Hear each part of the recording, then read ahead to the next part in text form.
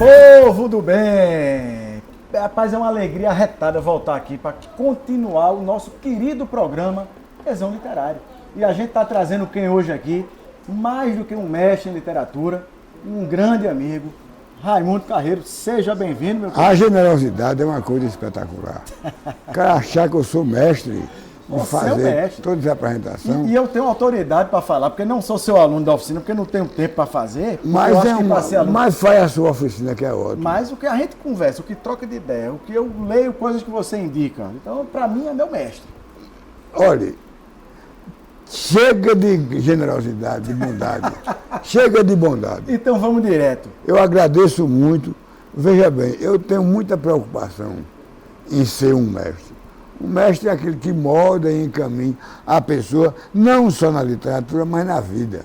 Isso. E isso é uma responsabilidade imensa. Nós vamos agora parar com isso e vamos trabalhar. Mas você não acha que a literatura é um instrumento muito bom para a vida? Ah, sim, sem dúvida, um grande instrumento da vida. Para se aprender a viver, se aprende lendo e praticando. Cuidado com o que vai ler para não praticar errado. Muito bem. Vamos ler Carreiro, vamos ler Sidney Missal. Eu já estou chegando perto do cara aqui, ó, de sacanagem, de propósito, né? Estamos aqui no mesmo barco. Mas vou lhe perguntar, Carreiro, o senhor já mudou de corpo? Mudei, estou todo pesado, caindo do lado esquerdo. Olha, é uma sensação horrível. Quando a moça me disse, o senhor vai mudar de corpo, eu pensava assim, quem muda de corpo é mulher. Mas vendo bem, nós mudamos de corpo a vida inteira. Mudamos, né? O tempo todo. A cada minuto a gente muda de corpo. O tempo todo, é verdade. Por isso mesmo que eu escrevi o livro e ressaltando a postura do corpo.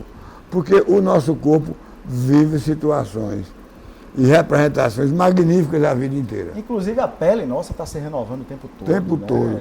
Um Aliás, o ser humano se renova. É verdade. É verdade. Sempre. E esse título do livro foi muito feliz. Quer dizer, essa frase lhe marcou quando ela falou. Na verdade, eu vou ser sincero com você. Esse livro teria o título seguinte, As Vésperas do Sol. Porque eu me lembro que quando eu abri o olho, quer dizer, o dia está começando a nascer, eu senti, procurei minha perna e não achei meu corpo. Não achei meu corpo e fiquei, o que é que está havendo comigo? Aí acordei minha mulher médica, disse, você está tendo um AVC. E aí ela captou logo. Me caminhou para o médico. Mas o título, como é que o título nasceu? Eu, já no princípio, fazia sempre fisioterapia. Então, uma tarde eu estava em casa, eu, a fisioterapeuta e a cuidadora. Certo momento, eu fui ao banheiro e quando voltei andando, aí a fisioterapeuta disse, você está andando tão bem. Eu digo, pois é, eu estou conseguindo andar normalmente. Aí a cuidadora, não sei porquê, de repente disse, não, mas não se incomode não, que o senhor agora é melhor de corpo, pode esperar um pouco. É um título sensacional. É um título. Né? Aí eu, no outro dia, eu trabalhava na CEP, fui fazer o Pernambuco, como eu fazia sempre, com o Schneider, e durante a conversa eu disse a ele, contei a história a ele, disse, mas Carreiro, esse título é melhor do que o outro. O título está aí, o senhor agora mudar de corpo. E foi mesmo, eu adotei o título e comecei a trabalhar com ele. E ele casou com a narrativa? Casou com a narrativa. E o mais grave é que até hoje eu pensei, será que a cuidadora estava jogando uma praga em mim? Porque se eu estava bem, por que mudar de corpo? Essa boa. Eu digo essa filha da puta. Você devia ter matado ela na história. Né? Na hora. Na história não, pessoalmente mesmo. Me diga uma coisa. O que é que o AVC... Denise quer chegar à mesa. Oh, mas que coisa boa, vamos servir. Servindo livro e café. O cafezinho. Eu vou agradecer a Denise, mas vou dizer... Eu vou beber água também. Ela trouxe nos velhos tempos era a cachaçinha. A cachaçinha. Agora a cachaçinha é preta. Preta, é. Olha o que ela trouxe. Conhece esse cara aqui, claro. Esse é Vladimir Nabokov e tem estudos brilhantes que eu comprei para dar aula na oficina. E eu vou lhe dizer, esse livro é meu, porque eu conversando com você falou do livro e eu fui lá buscar para comprar. Porque coincidência ou não, aquilo que eu aplico no romance, eu voltei a estudar com ele. Olha aí. Não que eu conhecesse antes, não conhecia não. Eu conheci Nabokov somente no romance. Tá vendo? Foi esse romance Lolita, que é o grande romance Isso, dele. Tem um romance também, que é também uma crítica, quando ele chegou nos Estados Unidos, ele criticava tudo, que era uma crítica aos estudos universitários.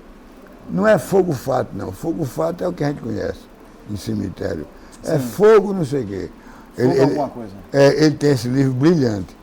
E alguns contos dele. Na verdade, eu agradeço demais a Denise, fico fascinado, mas eu acho ainda desculpa, Denise, Vladimir Nabokov, um escritor pé duro. Sabe o que é pé duro? A frase não circula, a frase não respira, a frase não assume grandeza. É aquela frase amarrada, triste. Mas ele, como crítico literário, era um cara bem interessante. Grandiosíssimo. Eu acho que ele era maior como crítico do que como escritor. Né? E não é um mau escritor. Quando eu li o livro, esse livro, eu passei a ter uma inveja enorme dos alunos dele. O cara que tem um aluno, um professor desse, ele não pode reclamar de nada. Fogo Pardo. Quero lembrar, tá aqui, ó. Fogo Pardo, que é um romance brilhante, que ele faz uma crítica à metodologia acadêmica americana de ler isso. Ele cria um poema longo, que é um poeta que está, um professor que está fazendo uma reflexão acadêmica sobre o poema. Então, para fazer isso, é óbvio, ele teve que criar um poema enorme. Assim, a gente falar de literatura russa, não dá para colocar Nabokov como topo.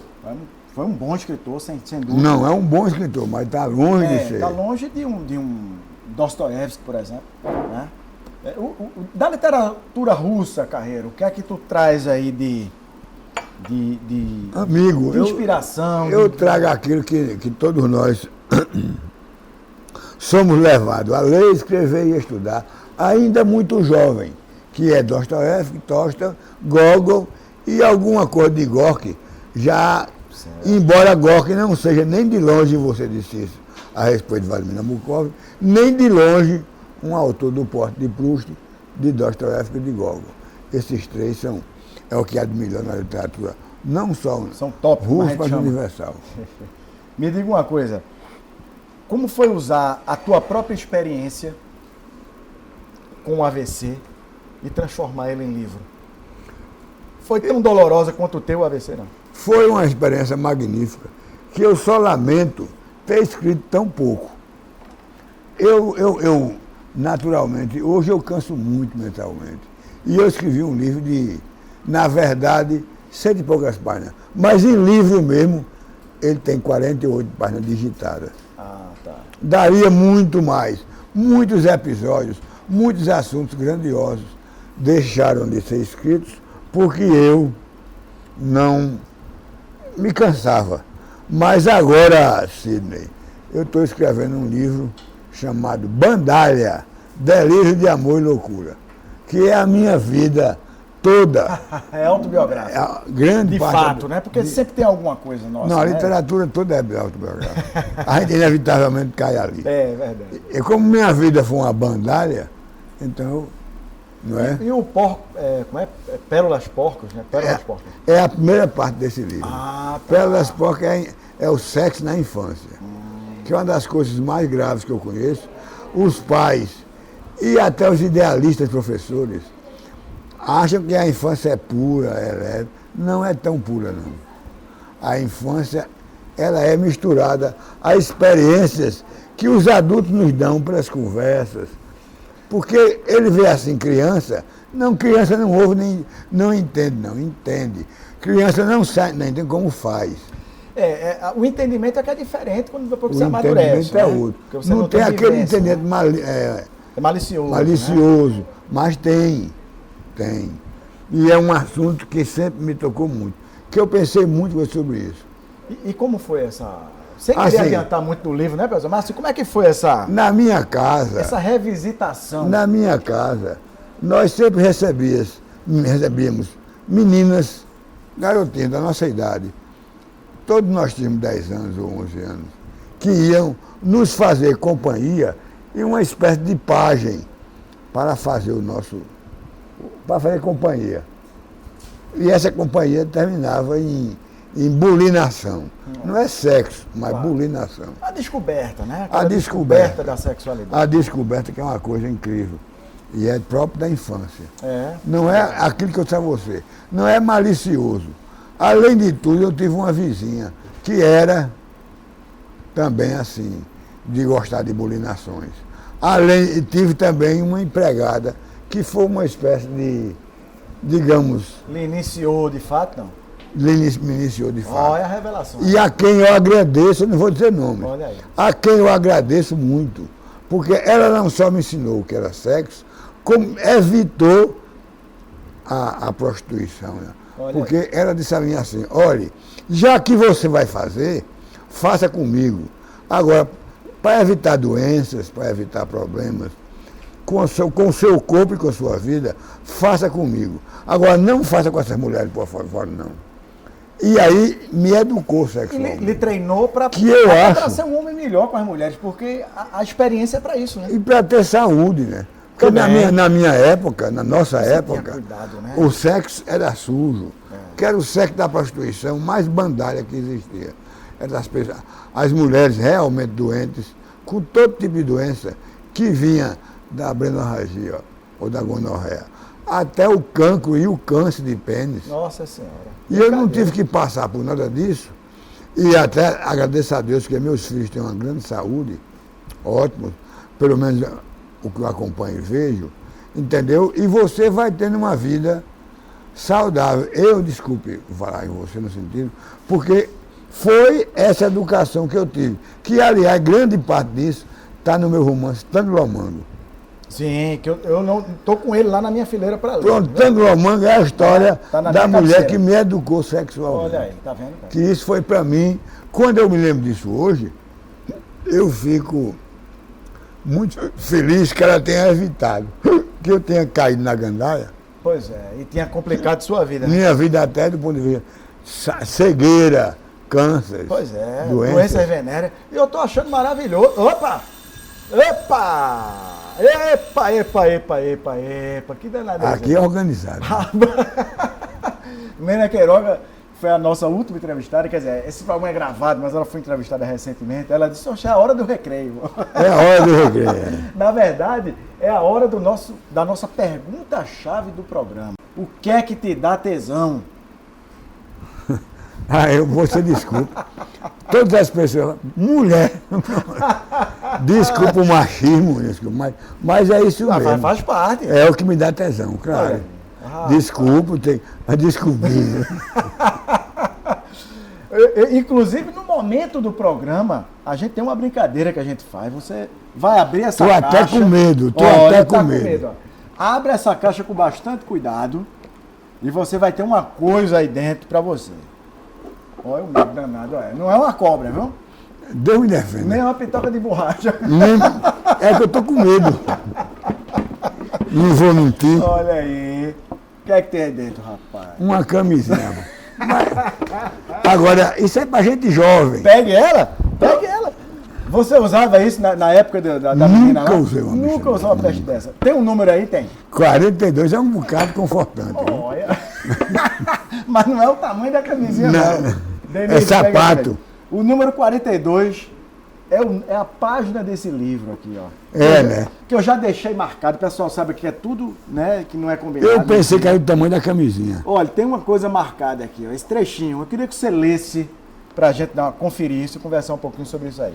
O escritor pode ser considerado de 3 pontos de vista. Pode ser visto como um contador de histórias, como um professor ou um mago, ou como um mago. Um grande autor combina os três.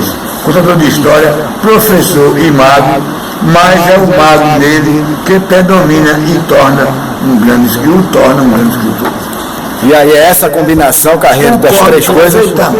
Concordo perfeitamente. Eu também concordo. Quando eu comecei a escrever, há um texto de Frederico Garcia Lorca, que é muito discutido, que na época era muito discutido entre os escritores, que é justamente entre um escritor e um bom escrevinhador. Então, o que é que ele diz? 42 de bota aí, 42 é bota, é saúde muito. Viu? Então, veja o seguinte. Então, o que é que ele dizia? É o seguinte, o escritor, para alcançar o grande mérito de ser um mágico, ele tem que ter duende. Ele tem que ter duende, ou seja, tem que a palavra dele ser muito mais do que uma mera Tem palavra. que ir além. Além da palavra. Aliás, eu vou entrar aqui um jogo vaidoso. Para concluir aqui, concordando plenamente com Nabokov, eu fui muito amigo do pai de Eduardo Campos, chamado Maximiano Campos. Maximiano Campos. E Maximiano dizia uma coisa que me deixava muito vaidoso. E você vai ver uma aula agora de vaidade. Uma grande aula de vaidade. Porque ele dizia assim, Maximiano dizia, todos nós somos escritores, todos nós temos talento, mas Carreiro tem duende. Então, coisa boa. Não pode ter melhor vaidade. É com o Duende de Carreiro que a gente fecha o primeiro bloco, vai aí as vinhetinhas aí, a propaganda de Noite em Claro, olha, Noite em Claro aqui. Tô vendo, já vi. A Orelha de Carreiro, aqui eu tive a honra de escrever já. a orelha do livro. Com o maior prazer, com o maior prazer. Muito feliz. E a gente volta dentro de instante, beleza? Até já.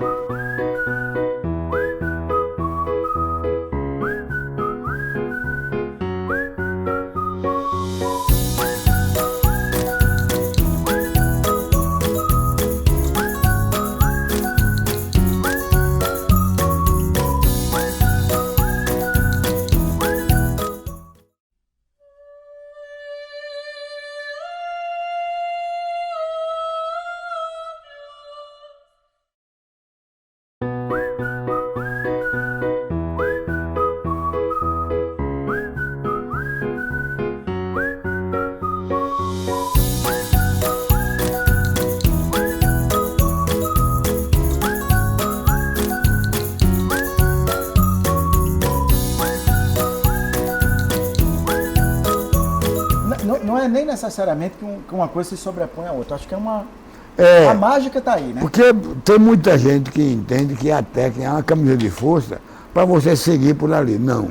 O que a técnica indica é um caminho.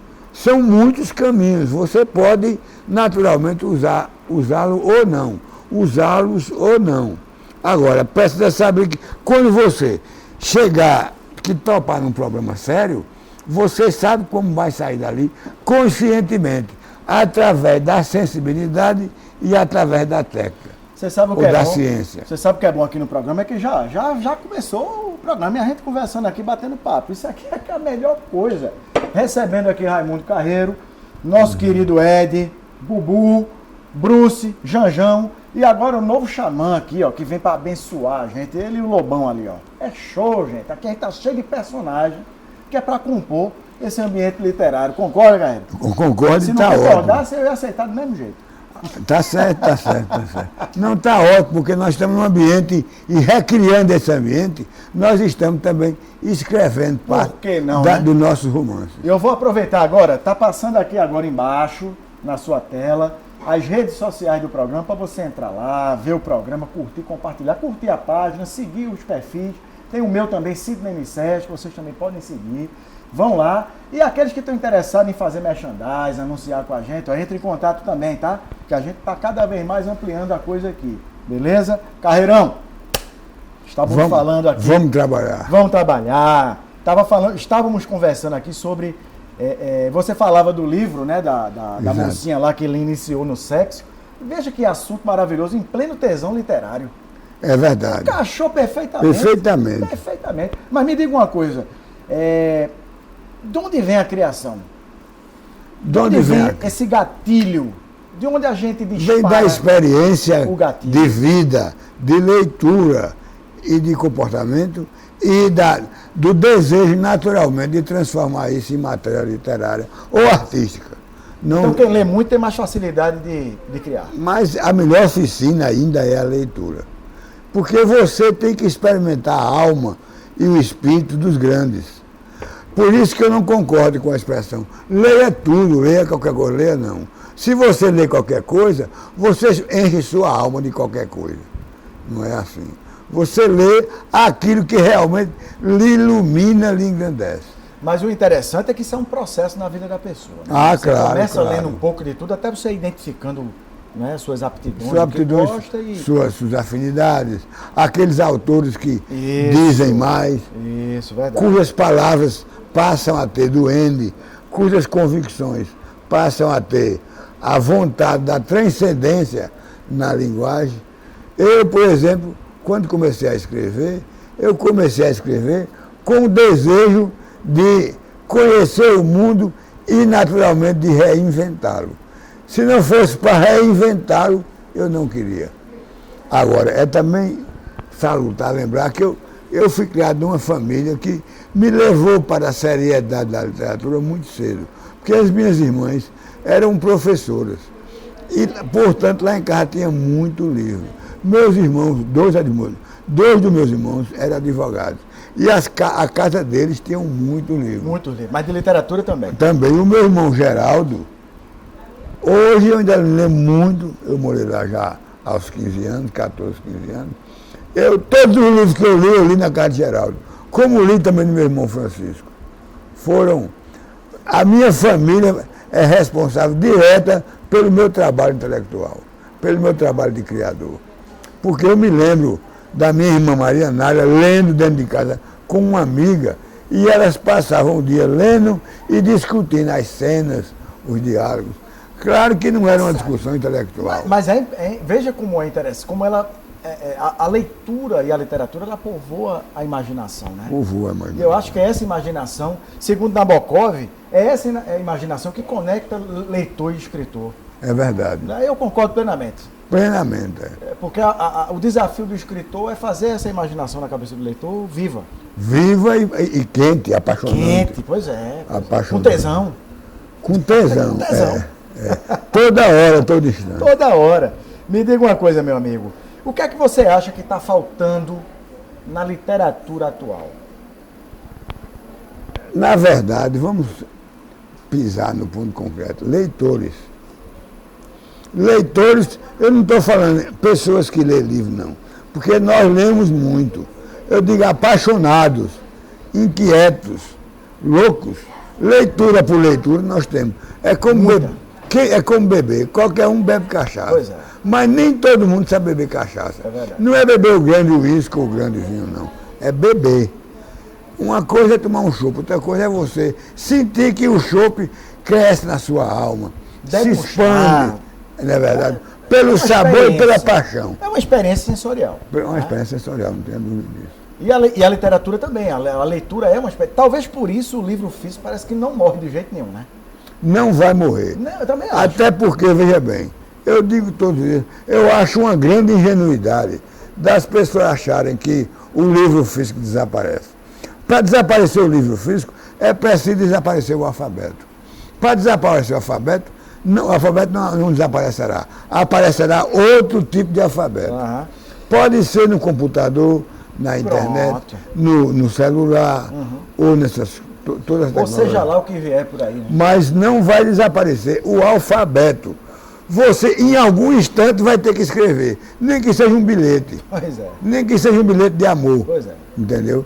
Então, para fazer um bilhete de amor, tem que conhecer o alfabeto. Não haverá fim do livro. Não haverá o fim do livro. Nem virtual, nem no papel, nem... Esse foi um desejo dos criadores. Eu vi... Não sei se foi um desejo. Eu acho que as plataformas que chegam, elas são bem-vindas. Não tenho dúvida disso. Mas o Gates, qual é o nome dele? O Bill Gates. Bill Gates, o Mário Vagarosa, tem um artigo muito bonito sobre isso, que ele ouviu estar na sala, quando o Bill Gates disse, a nossa intenção é acabar com o papel. Não haverá mais papel, portanto não haverá mais livro. Isso é ingênuo. Isso chega a mostrar que também os gênios são ingênuos. São gênios e ingênuos. A gente não sabe o dia de amanhã, mas assim, a experiência sensorial de ter um livro físico na mão, de você manusear a página, de você sentir o cheiro, de você voltar, é diferente de um livro eletrônico. É claro. Desculpe mais uma vez o machismo, mas livro é como mulher. A gente chega e leva para a cama. Não é não? Ai, que massa. Desculpe, mas então, é isso. Vamos fazer um brinde à literatura. A gente não tem cachaça, mas tem água mineral. Mas tem água vamos mineral. Fazer um brinde aqui, Carreiro. É isso, verdade. Brinde à literatura. Me diga uma coisa, eu faço sempre uma filinha aqui. Não, e vai me guiando. Está corretíssimo. A gente vive... Você é um cara extremamente premiado, tem vários prêmios importantes. Graças a Deus. Mas a gente vive uma cultura de prêmios que parece que só quem presta é quem ganha prêmio. Que é Você mesmo foi muito mais reconhecido. Que é uma depois de ser coisa que premiado. eu também acho bobagem. Porque o prêmio não é uma consagração. O prêmio não consagra ninguém. O prêmio, ele tem por objetivo um incentivo. Só tem um prêmio de consagração. Chama-se Prêmio Nobel. E aí a pessoa já está mais morta do que viva. Não é verdade? É verdade, é verdade. É Falar verdade. em Prêmio Nobel, o que foi que você achou aí de Bob Dylan ganhar esse? Rapaz, eu achei que o prêmio foi dado a uma geração de hippies. Não foi. Alguém tinha que ganhar. Foi por isso que foi entregue Mas é válido, né? Porque quem ganharia Eu seria. achei válido. Tem muita gente, pô, tanto escritor com livro e tal. Eu achei válido. Mas é o tal do escritor que nós, os próprios escritores, resistimos em reconhecer. Aham. São os escritores compositores, É. de boas letras, de grandes letras, e que a gente não sabe fazer, inveja e fica dizendo que não existe. Pois é. É inveja, isso chama-se inveja. Tá disso. Por isso que os velhos falam tanto no jovem. Porque Pois os é. velhos já estão broxando aí, fica com inveja dos jovens e fica dando besteira. Tá faltando tesão, né? Tesão. Se tivesse mais tesão, não tava falando mal dos outros. aí. Bobagem. É. Me diga uma coisa, meu amigo. Todo escritor é mesmo um ladrão de história? Se alguém me contar uma história, fique Acho certo. que você. Aliás, Hemingway escreveu sobre isso, que ele disse que quando estava na Espanha ou na França, não sei bem, ele disse que toda noite ia para um bar onde se reunia muitos escritores. E ele contava a história e no outro dia todo mundo tinha escrito aquela história. Ele disse, não conto mais. Tudo que eu ia Vou contar, guardar essa porra. vou guardar essa porra. Aí os caras contavam. E esse roubo que a gente fala, roubo brincando, obviamente, mas esse roubo de histórias é o melhor caminho para construir narrativas. Claro, que é inocente, né, rapaz? Você não vai. Você me conta uma grande história. Desculpe, mas eu vou dar a minha versão escrita. Você dá a sua e eu a minha. ela pode motivar Isso é a outra legítimo. história, né? Isso é legítimo, não é ilegítimo, nem é roubo. Nem eu chamaria de roubo. Eu tenho uma história que roda mundo e as pessoas nem dizem que sou eu. Sem querer querendo, como diz a história, Sem querer eu querendo. criei uma personagem chamada Perna Cabeluda. Sim. Que todo mundo fala e todo mundo escreve. Hoje eu tenho dois amigos chamados Beto Beltrão e André Balaio, André Balaio, que escrevem figura, André. histórias todo dia. E não tem sequer a delicadeza de botar assim. Da ideia original de Quer dizer que Raimundo você Carreiro. criou a perna cabeluda? Criei Perna Cabeluda. Eu achava Em que isso era um mito da cidade. 1976, não. Quer dizer, você criou o mito. Eu trabalhava no Diário de Pernambuco. E aí eu escrevia no Diário de Pernambuco, na época, tinha um caderno de domingo chamado Domingo, que era justamente um caderno mais leve, mais saudável, com crônicas. E o editor é hoje ministro da Justiça não, ministro do Superior Tribunal de Justiça. Chama-se Og Macfernandes. Og Macfernandes, que é juiz, que é ministro, ele editava o caderno. Aí ele pediu, Carreiro, você pode colaborar comigo? Diga, vamos escrever uma coluna, bora. Sabe como é o nome da minha coluna? Romance Policial. E apareceram dois personagens, a Perna Cabeluda e outro chamado Cachimbo Eterno. Cachimbo Eterno é um nome arretado. E a né? perna cabeluda era uma entidade que era só a perna cabeluda. Aí uma noite estava na redação, um amigo meu que passava a noite bebendo, entrou na redação e disse, ô Carreiro, eu cheguei em casa ontem e encontrei uma perna cabeluda debaixo da cama. Eu digo, só a perna. Só a perna. Conta essa história direito, tem alguma coisa aí. Eu disse, não, foi só a perna. Olha, pai. Aí no domingo publiquei, Perna Cabeluda. O ladrão de histórias, olha aí. O ladrão de Já roubou a história? E os rádios começaram a falar nisso. Mas, Rádio Geraldo Freire, esse menino como é. Me esqueci o nome dele. Jota, não? J. Ferreira. Ferreira. Falavam. E um mês depois aparecia marido apanhando, mulher apanhando. Aí eu dizia, Não é meu Deus, a Gaia está roncando. É muito chifre. Bota pra lá. Só pode ser chifre, né? Porque o cara ia para o hospital todo quebrado. Mas o que foi isso? Ele disse que foi a perna cabeluda me deu uma pisa. Carreiro, por que se convenciona de que todo escritor é um intelectual? E o que é de fato ser intelectual, especialmente num país com um nível cultural ainda tão... Quando eu digo nível, a gente tem uma cultura muito rica, mas o nível cultural do povo ainda é muito baixo. É usar o intelecto para se manifestar. O intelecto o que é? é a reunião de elementos eruditos que o escritor ou a pessoa que seria, que recolhe e reúne dentro da sua alma ou da sua mente e que se manifesta quando você tem que tratar de algum assunto ou tem que chegar ao povo, o povo que normalmente, não é que todo o povo seja, mas é que o povo que não tem uma preparação do intelecto, por quê? Porque não estuda da maneira como... Estimulado, né? Não é estimulado. É por isso que é chamado de intelectual. Aquele que se manifesta pelo intelecto. Existe uma expressão que eu parei para analisar muito. Olha, fulano é um formador de opinião, né? Na verdade, eu acho que o ideal para toda a sociedade é que cada cidadão fosse um formador de opinião. Claro. Né? É E isso não mesmo. dependesse tanto de intelectuais ou da intelectualidade. Mas não tem acesso. Não tem acesso. Nem pode ter, porque é óbvio. Se botar todo mundo para escrever, não tem papel que chegue, não tem mundo virtual que aguente. E falta a literatura chegar às Falta. camadas mais pobres. Não falta. Falta. Falta o autor. Por isso que a literatura é perigosa. Nesse sentido que, se a pessoa que está no outro lado não está preparada para ler, pode ter interpretações esdrúxulas e confusas. Pode ter. E você acha que não falta para os nossos escritores uma atuação mais forte nesse sentido? Precisa, mas a coisa que mais me entristece é quando eu falo com uma pessoa de nível superior que se espanta com palavrão. Palavrão não tem nada a ver. Concordo com você. Mas quando a pessoa me diz isso, é ignorância. Concordo. Só um ignorante se espanta com palavrão. O meu primo Ismael é professor e uma vez ele estava me contando a história de que o aluno foi lá, chamou um palavrão e ele retrucou com palavrão e começou a analisar o palavrão em sala de aula, dizer o que era aquilo ali, tarará. Ele foi chamado a atenção. Porque tem palavrão que é uma palavrinha. É. A gente acabou de falar. Estava brincando aqui, né? Tem palavrão que é um palavrão imenso, é uma Estava palavrinha. contando a história que minha tia conta muito do meu primo, do meu irmão, na verdade, Diego, que ele era pequeno e ele chamou cu. Ó, não vou ter frescura de dizer uma palavra dessa aqui. E aí disse quando o papai chegou, que foi tomar satisfação dele, ele, criança mesmo, ele disse, foi que você andou falando, ele disse, pai, foi um cozinho desse tamanho só. Aí lascou. Aí piorou Lascou muito. o papai.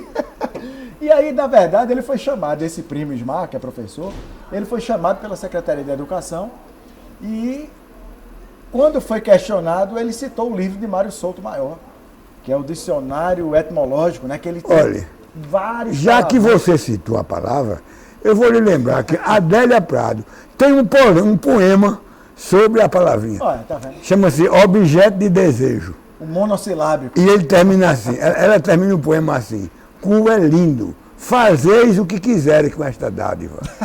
Ela deve ter gostado muito, né? Chamou de dádiva? Eu não sei. Não vamos entrar no mérito da questão. Né? Então, veja bem, Mas é aí isso entrou mesmo. o intelectual, tá vendo? Lasca, né? Usou o intelecto Isso. para falar de uma coisa vulgar. É isso aí. É aí a diferença entre vulgar e... Você como mestre, eu digo que você é um mestre das metáforas. Tá? Você já me refutou o título de mestre, mas você é muito bom em metáforas. Né? Eu Qual é tento. a real função da metáfora para aquele cara que escreve? Dar numa imagem ou numa palavra todo o conteúdo que envolve uma expressão qualquer. Quando você diz assim, a minha vida é um arreio de prata, veja bem, você não resolveu, você disse tudo que sua vida era uma luta persistente, embora bonita. Se você for dizer, a minha vida é uma luta, embora bonita, pega um objeto, transforma em metáfora. Caetano Veloso, aliás, é mestre nisso. Caetano Veloso tem uma música dele simples para resolver o problema de metáfora. Ele diz assim, uma mulher, uma tigresa. Ele não diz uma mulher como como uma tigresa. Ele diz uma mulher é uma tigresa. No sentido de que você agora deu à mulher a beleza, a força e a máscara Todas as propriedades da que a mulher tem sem natural, tem que cair no vulgar de um discurso bobo. Carreiro, você inaugurou, acho que não tem nem um ano o Centro Cultural Raimundo Carreiro, né? Foi em março, acho, desse ano, né? Que eu tive a honra de ser o primeiro escritor a bater um papo com os alunos lá. Fiquei muito honrado, fomos falar sobre Noite em Claro. Chamamos, junto com o querido Valdir Oliveira. Isso, na verdade, é um símbolo de resistência, né? Por que a literatura no Brasil necessariamente tem que passar pela resistência. O que é que falta para mudar essa realidade literária no país? Porque o que faltam vários elementos. Primeiro, fazer com que a escola discuta literatura sem literatura. Não precisa forçar o aluno a ser um intelectual para poder ler um livro. Deixa que ele leia. Deixa que ele naturalizar, né? Naturalmente. Por isso que eu quase sempre, nas minhas palestras, em colégio, faculdade, principalmente colégios, o pai me pergunta, o que é que eu faço para meu filho ler? A minha resposta é outra pergunta. Na sua casa tem livro? Não. Não vai ler. Não vai ler. Tem livro? Não vai ler. Tem que ter livro, meu filho. Para ler, para seu filho ler. Compre livro. Quando for conversar com sua mulher, na mesa, na hora do jantar, recita um poema. Fale de... Se você precisa falar de bons poetas, fale de Chico Buarque, fale de Vinícius. Você terá grandes poetas num bate-papo de mesa de jantar. Aliás, aí seu filho vai perceber que tem alguma coisa nova ali. Eu acho que esse é um processo que deveria ser usado como método educativo. Como método educativo. Porque educar não é isso? Você tem que sentar e dizer, vem cá para falar de sexo. Bicho, fala normal, assiste um filme, lê um livro, comenta aquilo ali, naturalmente. Eu, na verdade, eu fiz isso com meu filho. Agora eu descobri o tesão do meu filho por ler com HQ, com história em quadrinho. Foi, né? Foi a porta de entrada para ele. Pronto. Foi maravilhoso. É um caminho, né? Tem que encontrar o caminho. Eu li muito novela, telenovela, quando eu era menino, porque minha casa tinha muito livro, mas tinha muita revista. Era Grande Hotel, Sétimo Céu, não sei o quê, essas coisas. Eu lia muito, mas lia muito livro, porque eu lia o que caía na minha mão. O que meu olho batia, eu lia. O que meu olho batia, eu lia. Isso é maravilhoso. Você, muito amigo de Ariano Suassuna. Graças a Deus. Graças a Deus. Saiu uma obra póstuma, belíssima, né? Que você tá magnífica. Na verdade, magnífica. Conta aí uma história interessante aí com o Ariano, o grande Ariano, que era uma figuraça, além de torcedor do esporte, né? Rapaz, tem muitas histórias, mas quando você conta uma história aí, dá um branco. Tá vendo? Porque tem tantas que... Aquela história do seu primeiro romance, né? Não, quando eu fui a ele, não é isso? Na verdade, eu tocava em banda de rock. Eu sou músico. Isso. Músico, não sou músico feito nas coxas, não. Eu sou músico feito na partitura. Aí eu parei de tocar e fui. Eu queria ser escritor. Aí parei de tocar e fui escrever. Logo depois, eu acho que 6 meses depois, eu tinha escrito um romance, uma novelinha curta. Imagine que 80 páginas, não chegava a 100. Aí uma vez eu fui à livraria Moderna, ou mais especificamente, livraria Editora Nacional, lá na rua da Imperatriz. Aí disse ao vendedor, olha, eu escrevi um romance. Aí ele disse, mostra a Ariano Suassuna. Eu disse, eu não tenho um telefone de Ariano. Tu não conhecia ele não, né? Não. Tu tem quantos anos nessa época? Eu já tinha 17 anos, 17, virando para 18. Aí ele disse, eu tenho aqui, aí me deu o telefone de Ariano. Que, aliás, hoje eu sei de cor ainda. Tá, não posso dizer aqui que vai vir um inferno. Pelo amor de Deus. Entendeu? Aí eu liguei para a casa dele, para saber se ele podia. Ele disse, leio. Venha terça-feira, eu estou lembrado até do dia. Quando eu cheguei lá, ele disse, olha, Carreiro, eu marquei hoje, porque eu não me lembrei que hoje eu tenho a reunião do Conselho Estadual de Cultura. Mas vamos mandando a reunião de Joaquim Nabuco, vamos mandando até lá, que a gente vai conversando. Aí ele pegou, eu entreguei o livro e disse, eu vou ler o seu livro. Se eu não gostar, não significa que não presta, significa que eu não gostei. Que isso é uma lição de cara. É uma lição. Só um gênio diz isso. É uma lição. Todo mundo acha que para ler um livro tem que falar mal dele. Principalmente um livro do estreante. Aí ele disse, eu vou ler.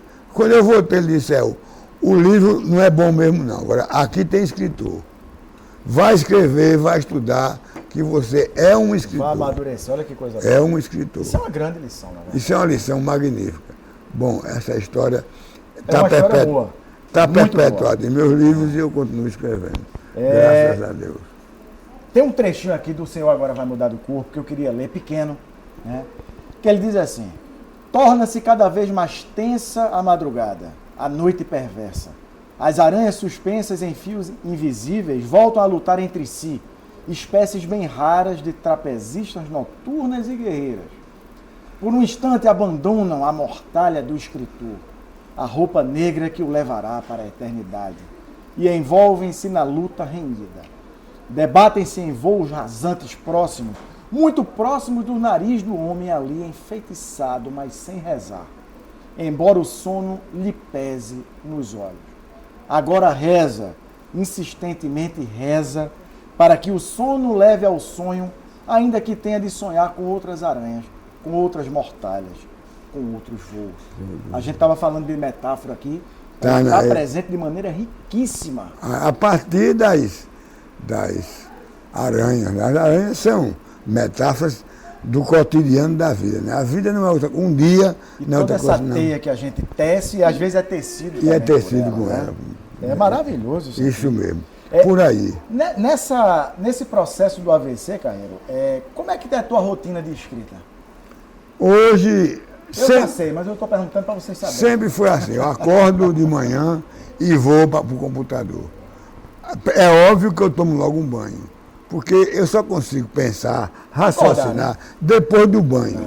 Se eu não tomar banho, não consigo nem pensar. Meu corpo reage muito mal. Então eu preciso primeiro tomar um banho, depois tomar café. Porque o café me faz crescer e renascer. O banho e o café dão uma... Aí eu vou para o computador e vou escrever. Há alguns dias eu sei da tentação de ler jornal, que não deve. Escritor não pode ler jornal antes do café. Depois que escreve, pode. Depois até deve. Para não se contaminar. Contaminar com notícias as mais diversas. Boa. E contaminar com a dor do mundo. A dor do mundo está ali. Jornal é a dor do mundo. E essa história, quer dizer que você agora só consegue digitar com o dedo? Só hoje, só. E virado no modo de quento? Quer dizer, isso não é escrever, isso é dar dedada. Dar dedada para lá, pelo amor de Deus. Não passe perto, não passe perto. Beto, quanto tempo a gente tem aí?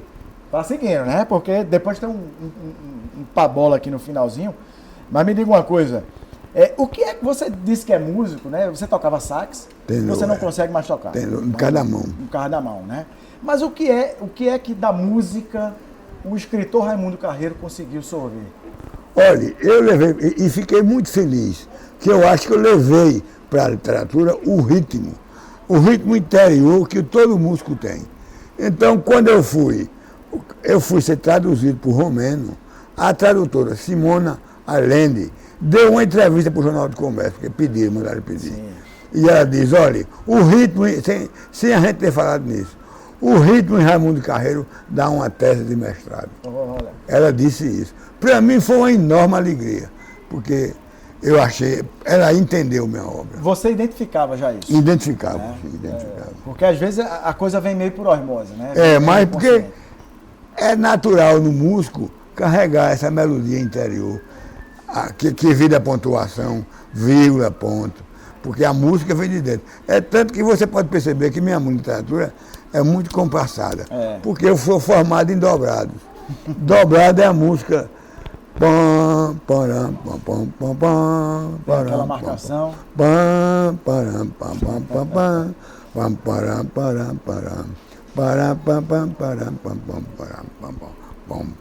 É aquela marcação. Então aquela marcação pesada foi para a minha alma e foi para o texto. Direto. Foi aí que Ariano disse, olha, aí tem um escritor. Não abandone esse estilo, não. Ele me pediu, nunca abandone esse estilo. Que aí está o escritor. Eu vou lhe fazer uma pergunta agora que foi deu uma certa celeuma na época, mas se você também não estiver interessado em responder, fica à vontade. Porque aqui a gente não tem frescura, a gente pergunta, o convidado fica à vontade. Mas o que foi que aconteceu com a UBE? Que houve um problema, houve um estremecimento? Não, é porque a UBE vive um problema. De um lado eu critico muito e de outro lado eu elogio. De um lado porque a UBE existe ainda hoje pela persistência, primeiro, de Flávio Chaves, hoje de Alexandre Santos, que com todos os seus pecados e seus defeitos, mantém a UBE em pé, digna. Agora, é uma entidade que se desmanchou no ar. Porque a entidade do UBE existiu desde a sua criação, em 58, passando por toda a ditadura, como uma entidade, ela não é uma entidade de classe. A entidade de classe é o sindicato. Ela é congrega os escritores, mas não tem um manifesto político, não tem uma participação política na sociedade. E não pode. Nesse sentido, eu tenho ouvido muitas críticas. Agora, também sei que para existir, a UBE tem que permanentemente arrancar sangue do corpo para poder pagar as dívidas, para poder existir. Mas a UBE precisa urgentemente voltar à sua atividade e à sua ação política, o mais rápido possível, não tenha dúvida disso. Me diga uma coisa, Carreiro, dentro dessa coisa da atuação política que você fala, né, como é que a literatura pode contribuir para isso? Especialmente quando a gente tem uma classe política tão complicada e a gente praticamente não tem artistas labutando nessa área, né? Sabe por quê? Porque a política sempre foi oportunismo. Desde que o mundo é mundo, desde que o Brasil é Brasil, política é oportunismo. Quem faz política faz pensando em ganhar alguma coisa. Não há essa história de para o bem do povo, pensar pelo povo. No coletivismo, né? Não é nada disso. Então, os escritores tiveram que se ausentar dessa atividade política para não ter que se misturar a esse campo de interesses que circula o universo. Quando o cara sai para prefeito, ele não vai ser prefeito porque quer o bem da cidade. Não, ele tem o objetivo em alguma maneira de transformar a vida dele. Se você for médico, você se forma em medicina, vai para o interior e vai demorar muito a ser respeitado como médico, porque vai precisar de muito trabalho. Mas se você for prefeito, já vai passar a ser respeitado como prefeito. Então o jovem médico quer logo ser prefeito na outra gestão, deputado, não porque ele precisa disso, mas porque a medicina não é suficiente para lhe dar o respeito social que ele precisa até para usufruir da própria medicina. E me diz uma coisa, essa tendência dos artistas de se posicionarem... Eu estou tentando beber, mas não tem água. Não tem mais água não, a Denise já providencia na hora, eu vou querer também, viu? Vamos lá, a gente já está no finalzinho, mas desculpe, a gente toma mais Denise. água. E essa tendência que muitos artistas têm de se posicionar politicamente, que a gente hoje não tem mais a ideologia bem constituída. Mas tem. A direita foi que inventou que não tinha mais. Isso vem dos Estados Unidos. Não, mas não está muito misturado. Por exemplo, a nossa esquerda se contaminou. Contaminou sim. Mas existe. Mas é fácil se deslocar disso. Desde que você considere a política como uma atividade social capaz de transformar o mundo. Se você tiver essa ideologia, muda. Agora essa história não acabou. Acabou porque a direita precisava que a esquerda se esfacelasse. E a esquerda não só aceitou, como se misturou. Como você, para usar a sua expressão, se contaminou. Era isso que não podia acontecer. E aconteceu. É complicado, né? A gente tem um momento mimimi aqui, que é a pergunta que sempre chega para a gente perguntar ao convidado, né? Mas peraí que eu estou vendo um negócio errado aqui, meu Deus do céu. Volta! Momento mimimi. Vamos lá. Oi? Pode trazer, pode servir. Esse é meu?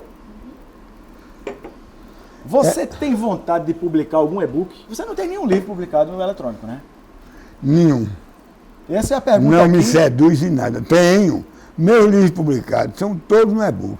Todos têm e-book. Todos Se você entrar agora no Amazon, vai encontrar Seria uma Sombria Noite Secreta. Agora, nesse momento, tem. Agora, eu nem falo nisso, porque para mim é desprezível, inteiramente desprezível. Tanto faz, né? A gente está chegando na reta final. Eu tenho um papum aqui para você ir respondendo. A poesia no caos? O caos é poesia. Só não é lírica, Yes. mas é poesia. Muito bom. É. O que é que Dostoiévski diria para Hermilo? Borba Filho. Hermilo Borba Filho. Volte para Pernambuco, está precisando de você. Em russo ou em Volte português? em português. Volte que Pernambuco está precisando de você. O que é que Carreiro diria hoje para Ariano Suassuna? Volte que o Brasil e o América Latina precisam do seu intérprete. Muito bom. Eu já perguntei isso aqui, vou perguntar outro. o que é que você pensa da política nacional? Você já meio que já se expressou. Olha, é aquilo que eu disse a você.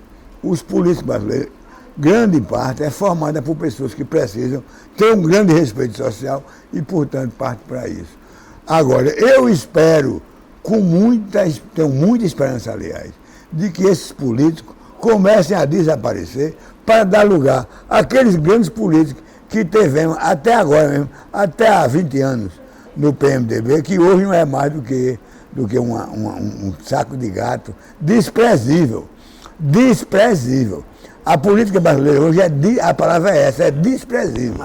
Qualquer um que estiver lá é desprezível. Não tem o que fazer. Olha, Janjão está perguntando aqui, rock ou MPB? Vá, pergunta para ele aqui. MPB sem discussão. MPB sem discussão. Né? E Ed aqui está perguntando, pelo esporte nada? Tudo. Eita danado, eu estou puxando a sardinha. Sempre. Estou puxando a sardinha pro nosso time. Carreiro, para a gente finalizar, como é que se finaliza um romance? São tantos romances, né? São tantos romances. O que é que você poderia genericamente dizer assim? Como é que a gente pode finalizar uma história? Não é técnica, não é emoção, nem é inspiração, é técnica. É técnica. Se souber usar a técnica de surpreender o leitor, porque o fim do romance tem que ser surpreendente. Tem que pegar a alma do leitor e andar com ela. Sacudir. Sacudir. Se conseguir isso, conseguiu grande resultado. Então, já que a ideia é sacudir, ó, eu estou aqui hoje com o meu celular aqui, né? Deixa eu fazer aqui como se fosse uma selfie para a gente encerrar o programa, né? E eu vou sacudir, a gente sacode com a receita de Carreiro aqui, Está sacudindo, isso é um terremoto. Carreiro, meu irmão, muito obrigado por ter vindo. Mande sempre as ordens. O tesão está sempre a sua disposição. Estou pronto para lutar pela literatura sempre que for chamado. Isso é uma maravilha. Não é? Meu irmão, aquele obrigado, meu irmão. Meus queridos, gratidão por aguentar a mim, porque eu ficava aqui mais 2 horas, né? Eu ficava mais 2 horas aqui com ele. Então, assim, ó, passando mais uma vez aqui as redes sociais embaixo, vão lá, adicionem. Você que está afim de apoiar, fazer merchan, patrocinar, entre em contato com a gente e a gente volta no próximo programa. Aqui, ó, Carreirão, aquele abraço.